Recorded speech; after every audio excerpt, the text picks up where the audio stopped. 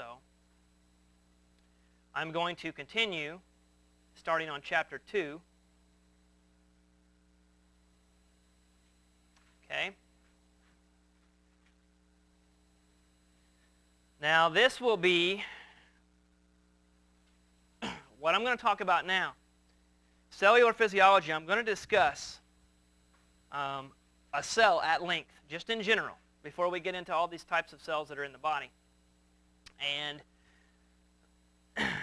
hopefully you've learned about these, but I remember the first time I learned about them, it all didn't make a whole lot of sense. When I'm talking about, okay, explain to me the relationship between the ribosomes and the endoplasmic reticulum and the Golgi body. How do they work together? First of all, how do you say those, right? Second of all, how do they work together? What is their relationship? What is the functional difference between tRNA, rRNA, and mRNA? What is DNA? What's the difference between genes, DNA, chromatin, chromosomes? Is there a difference? Yes is the answer, but what is it? Now, I know that you covered this chapter concerning all the different parts of a cell and what DNA was. I know that you covered that in basic anatomy. We need to cover that again because it's very important that you understand this in order to succeed in this class. Okay? All right. First of all, the cell theory. Now, I'll let you read this on your own. However, what you see up here, we are operating under these conditions. We are assuming that this is true. Okay, that's what you'll find out. As you'll see, if you go to my webpage a couple times, you'll see that I also, one of the other things I study is religion, religious studies, that kind of thing. So I've got graduate degrees in science and that. But what is interesting is, ultimately, when you strip it all down, no matter how far back you go, if you take it to a chemistry level and you strip it all the way down, at some point, no matter what field of study that you are studying, you have to make an assumption. You have to, because there's just not enough information out there in order to not. So no matter what it is, there's going to have to be assumptions made. So now realize that is not to be taken lightly, okay? Because what we have to assume is, yes, everything that we've learned about medicine, everything we've learned about biology and chemistry, and everything we're going to talk about in this class that you're about to learn is neat. It's very important information. Somebody has to know this. Healthcare professionals need to know this. But at the same time, it seems to work. There are always exceptions to the rule, and you'll see that. Because I'll say something, and you'll say, well, what about this? Because I know a guy who did this, or I know a lady who did this, and it's not working. My doctor told me to do this. You will see that there always are exceptions, right? But what you have to do in order to get anywhere and not just talk ourselves in circles, we have to just agree upon some assumptions, okay, in order to move forward. These are big assumptions. Now, they make sense. They certainly make a logical sense in terms of what we view and what's happening with our world around us. But this is the cell theory. It's very important, okay? All living things are comprised of cells. Cells are the basic units and building blocks of life. A cell is considered the simplest unit of life because, yes, cells are made of smaller things. They're made of atoms and molecules and all kinds of stuff. But those individual parts do not make life. The only time, the way that we're going to define life, according to the cell theory, is a cell is something that you can't take apart anymore because it ceases to be alive when you take it apart, regardless of the fact that there's smaller parts there. Okay? So that's why the cell theory is so important. And one of the most interesting philosophical components of the cell theory is this next to last bullet. Read that. Okay? It says, all new cells and new life arise only from pre-existing cells. So this goes back to my thing where at some point you have to make an assumption. Okay? Say that's true. Okay? And you get back, and if every cell has to come from a pre-existing cell, then where did the first cell come from? Right? So, there's a lot of explanations. There's several, and they're neat to read. Some of them are really, really deep and hard to understand, but some of them are really cool. But in any case, when we say this, we're looking at how we see our life and how we most commonly deal with cells, and we see that. Our cells divide, they produce new ones. When we talk about Chapter 20, and we get into reproduction, and we'll talk a little bit about birth control, and we'll talk about fertilization and what actually is happening, when these cells are dividing, when they're released from the ovary and they make their way about 1/3 along that journey, still in the fallopian tube, all the way 1/3 of the way, they get fertilized. What happens? And what's special about these cells? There's the big stem cell debate, right? Embryonic stem cells, and what do those mean? Why are they so important? And why do most of us listen to it and don't even care? But yet, there's so much there to think about. Okay, and I'm going to talk about that with you in chapter 20. We'll talk about some of the new stuff that have you guys been listening to the news? There's the new breakthrough in stem cells is that they can get very close to, well, basically they are embryonic stem cells from like the placenta. They found sites on the placenta where they can pull this from, and from amniotic fluid without ever having to artificially culture embryos to get those. We'll talk about those. Okay. Anyways, all right, there's the guts of the cell. There's a lot of stuff in there. Okay. We're going to talk about all of them and what they do, and I'll expect you to know what they do. But the nice part about it is they're all interrelated. So if we start at the center where it all starts with your DNA, we can work ourselves out, and you can see how everything's connected. Okay? It's really amazing. It really, really is. All this stuff's going on, and you don't even think about it. Okay, so the plasma membrane is the outside. Okay, if you could grab this and squeeze it, it would be kind of gooey and jelly. Okay, you've got this. You've called it the cytoplasm before, but technically we would call it in this class the cytosol. C-Y-T-O-S-O-L. We'll refer to it a little bit. It's down here at the very bottom if you can see it labeled. Sort of that filler stuff that's on the inside. You'll see that it's packed. The cell is just packed with a lot of stuff. Okay, the membrane is so important. We're going to have an entire 3rd chapter devoted just to the membrane, cell membrane, and what happens on it. Okay, so there's an overview of the stuff we're going to talk about. Now, DNA, deoxy what? Ribo, thank you. Deoxyribonucleic acid, okay? And RNA is what? Right, it's got an extra oxygen. Basically, it's the only difference. It's ribonucleic acid, not deoxyribo. Okay, so DNA, what is it? Why is it important? Okay, why is it so powerful? Why is it that you've got all these just tiny little chemicals that could change everything? It determines who we are. It determines what we look like. It determines how we behave. Maybe even some of the choices that we're going to make that we don't even know we're going to make. Who knows? It's an interesting theory out there. Okay, well, the nucleus is the center of the cell. That doesn't mean it's always going to be located right in the smack center of the cell, but it's going to be at least the center in terms of the headquarters of the cell. And it will house your DNA. Okay? You will also find within that nucleus some proteins that are in there that are going to be involved in the replication process. I'll talk about that. So you got a double layer membrane. Here's what's neat about the cell is you've got all these little compartments. They're called organelles, right? L is in a diminutive form of organ. So they're like tiny little organs that are inside this cell, which is sort of like a tiny little organism. There's a lot of things out there. If you've taken micro already, you well know that there's a lot of things out there that exist only as one cell, and they're a living being. They're a living organism. They can grow, they can adapt, they can reproduce, they can even wreak havoc. What do you think most of our illnesses are caused from? Single-celled organisms, right? Okay, so we know this. We know that DNA is a code. All right, now, this code, what it codes for, and what you got to realize is that the most important thing, and what all the sequence of letters on your DNA codes for, is the manufacturing of chemicals called proteins. Okay. Now, you know that you've probably had these exercises in your other anatomy classes where if I give you an A, T, C, G, you can match the other side, right? All that. So you know that DNA could be this incredibly long strand of letters, right? So what a gene is. Okay, a gene is a section.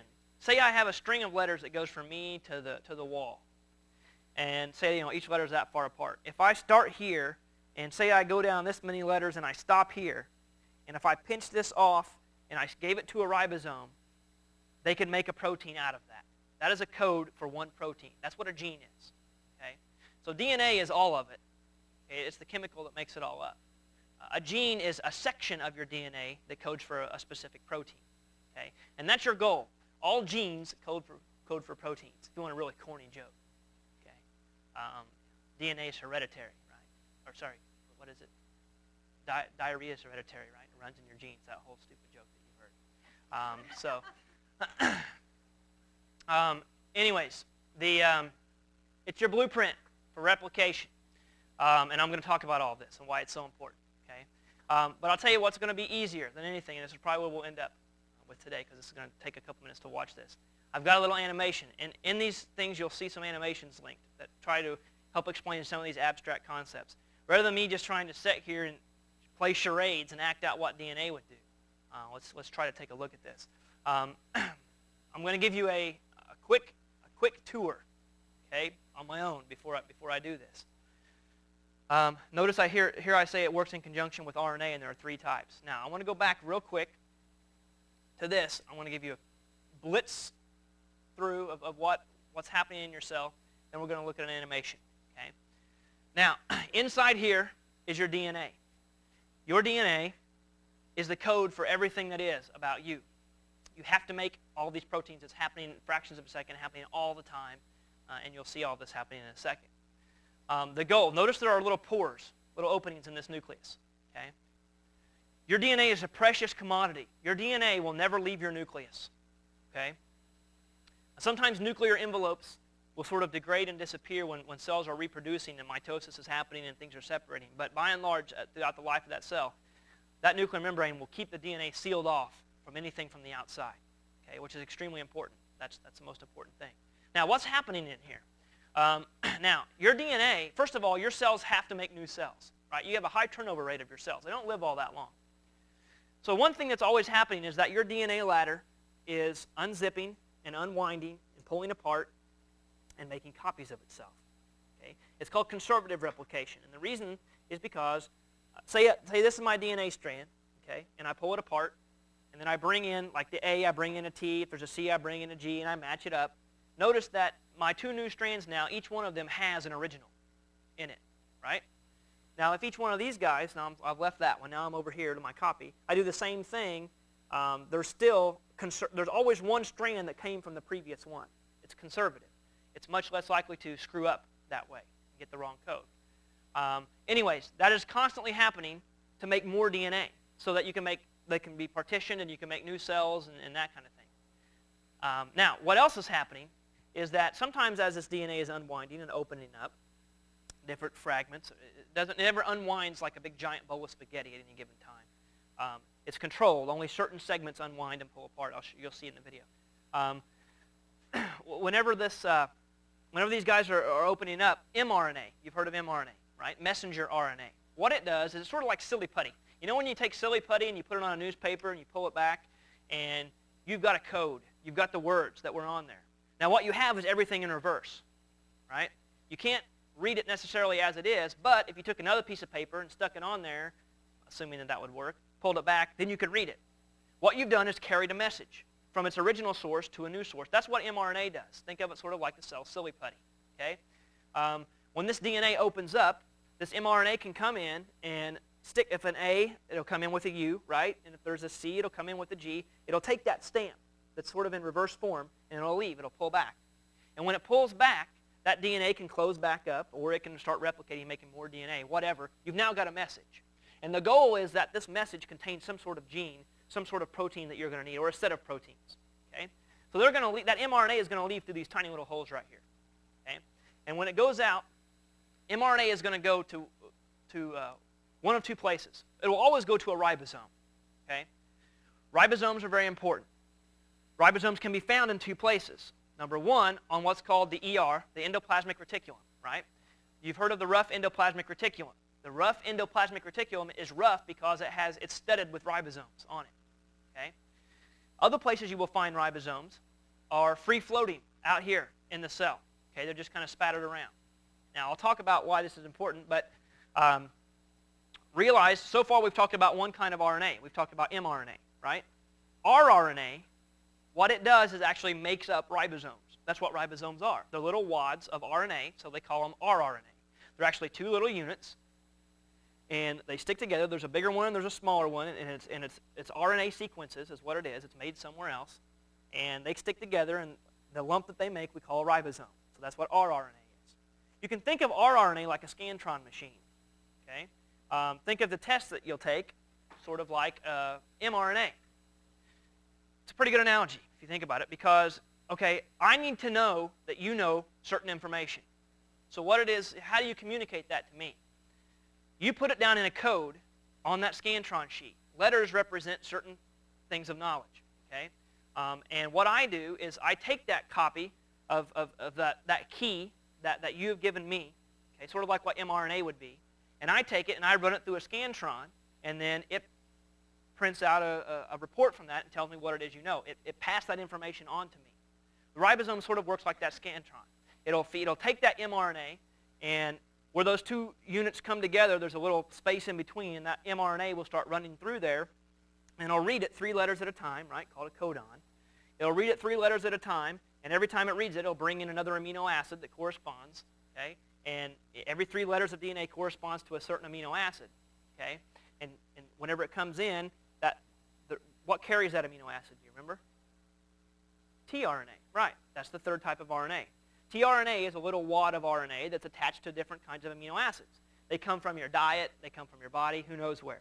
And they come in, and every 3 letters that lines up on this ribosome, a tRNA comes in, locks on, and holds on to it the amino acid. Now, 3 more letters shift through that ribosome. The next tRNA comes in, matches with that, and whatever amino acid was on that attaches to that amino acid. Before long, you've got this chain of amino acids, and you've made a protein. Okay? So there's how it all sort of works together. Now, that's what happens with the ribosomes. Okay? Now, if the ribosomes were out here and they were free-floating, that was what was happening, and you got to realize that free-floating ribosomes, the products that they make, the proteins that they make, they're going to stay in the cell. They're just going to be sort of, they're going to zip out the side of the ribosome, and they're going to float around until they come in contact with what it is they need to come in contact with. These ribosomes that are stuck down here on this rough ER, all these folds that are coming, reticulated means folded, okay, or like accordion-like a reticulated boa or python or whatever. It's, never mind. But anyways, if they come out here, whenever that translation is happening, you've heard of transcription and translation. Transcribe means to write something. So transcription is when mRNA was in here and took that copy of DNA. When you translate that, turn it into something that you understand, that happens at the ribosomes. That's translation. So translation happens at the ribosomes. This stuff is moving out, like a weatherman. Moving out, and as it's moving out through here, whenever those ribosomes are making those proteins, they then travel, some of those protein fragments travel around through in here, and they get modified by that endoplasmic reticulum. We'll discuss that, okay, what happens to them. Ultimately, they end up passing through the smooth endoplasmic reticulum, and we'll talk about what happens to them in terms of how they're modified. And then they sort of bud out and get spit out in a little bubble from the smooth ER. And they go to what's called a Golgi body, which you can see right here, a Golgi complex. They get snipped and pruned and packaged, okay? And then from the Golgi body, they get spit out and they float up to the surface, up to the plasma membrane, and then they are exocytosed out into the environment, and that cell releases that product. Okay? Everything works together. You'll also see lysosomes and peroxisomes. Those are cleaners. They take out the garbage. A lot of cellular mechanisms that are happening inside of our cell produce a lot of garbage, so something has to be there to keep it clean. Mitochondria. Where's he at on here? I can't hardly see this very well. There you go, down here. The mitochondria, my personal favorite. I think there should be a superhero called the mitochondria, but in terms of what it can do. But it's amazing as to what it can do. It's going to provide the fuel for all of this process, okay, and we'll talk about that. All right, let me see if I can get this video to go. It may take a couple minutes. I encourage you to, if you've got a couple minutes after, just to watch this or watch it on your own. But I'll stop with this whenever we're done. Now we're going inside the nucleus of the cell to isolate a single molecule of DNA. Let's take a closer look at a DNA molecule. DNA consists of a double helix of nucleotide strands. Let's unwind a strip of DNA to examine the strands in DNA.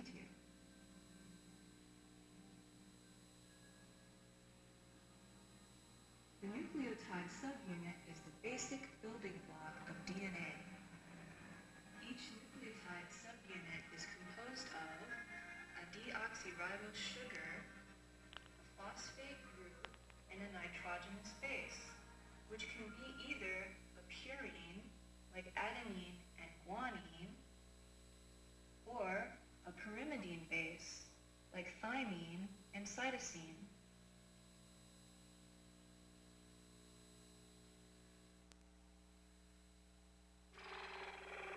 Nice sound effects. Phosphodiester bonds join the nucleotides within a single strand, creating the sugar phosphate backbone. This is the intrastrand bond. The two strands are joined by hydrogen bonds between the nitrogenous base pairs. This is the interstrand bond. Adenine bonds only with thymine. Got some bass making. And cytosine bonds only with guanine. The specificity in base pairing means that the strands are complementary. If there's a thymine here, there must be an adenine here, and so on.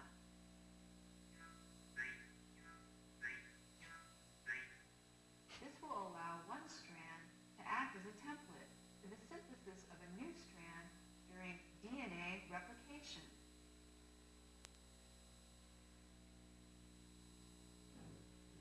The carbons in the sugar molecule are numbered in a clockwise direction. 1, 2, 3, 4, 5. We call this the 5' end, and this the 3' end. So we call this the 5' end of the strand, and we call this the 3' end. The two strands run in opposite directions.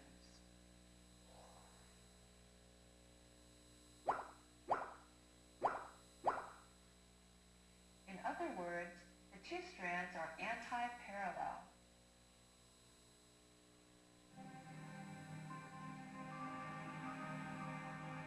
The entire molecule is twisted into a double helix.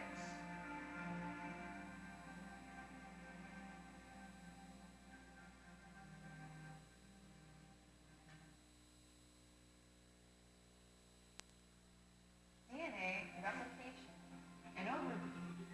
The events of replication produce two identical DNA molecules. DNA replication is semi-conservative, with each parental strand acting as a template for the synthesis of a complementary new strand. First, the DNA unwinds, and the hydrogen bonds between the two strands are broken. This process is aided by the enzyme helicase. Single-strand binding proteins, SSBs, keep the strands from joining back together. This creates a replication bubble. Replication bubbles form at multiple sites along the DNA molecule, greatly speeding up replication. Now, I know our time's up.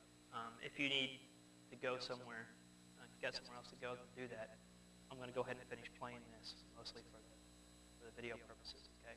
So if you want to stick around and watch it, that's certainly encouraged, but if you can't, then I understand. Let's take a closer look at one side of the replication bubble. This is a single replication fork. Once the strands have been unwound and separated, DNA polymerase can begin to build a new strand. The leading strand is the new strand that grows continuously towards the replication fork. DNA polymerase builds the new strand in a 5' to 3' direction. However, DNA polymerase can't build a new strand from scratch. It can only build onto a pre-existing strand. RNA primase synthesizes the first nucleotides of the new strand. The resulting segment of RNA primer provides a free 3' end to bind to. DNA polymerase can now assemble the complementary nucleotides as it moves along the parent strand.